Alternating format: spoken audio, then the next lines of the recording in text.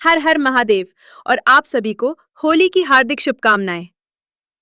क्या आपने कभी सोचा है कि होली सिर्फ रंगों का त्योहार नहीं, बल्कि एक महान कथा की याद है। बहुत समय पहले एक असुर राजा था, हिरण्यकश्यप।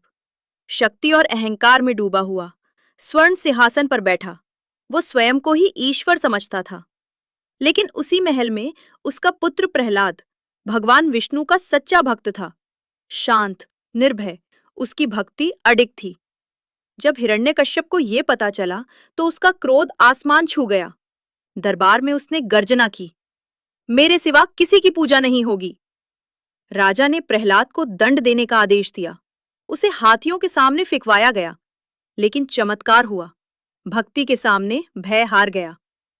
अंत में हिरण्यकश्यप ने अपनी बहन होलिका को बुलाया। उसे वरदान था कि अग्नि उसे जला नहीं सकती। प्रहलाद को उसकी गोद में बैठाकर अग्नि प्रज्वलित की गई। लपटें उठी, पर हुआ कुछ और। होलिका जल गई और प्रहलाद सुरक्षित रहा। अहंकार की सीमा पार होते ही भगवान विष्णु नरसिंह अवतार में प्रकट हुए और हिरण्यकश्यप का अंत हुआ।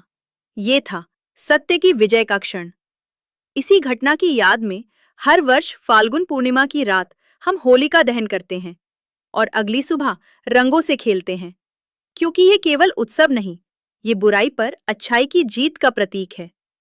और जब रंगों की बात आती है तो ब्रज की होली याद आती है, जहां प्रेम ही सबसे बड़ा रंग है।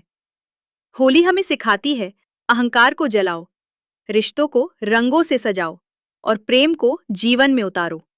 आप सभी को होली की हार्दिक शुभकामनाएं।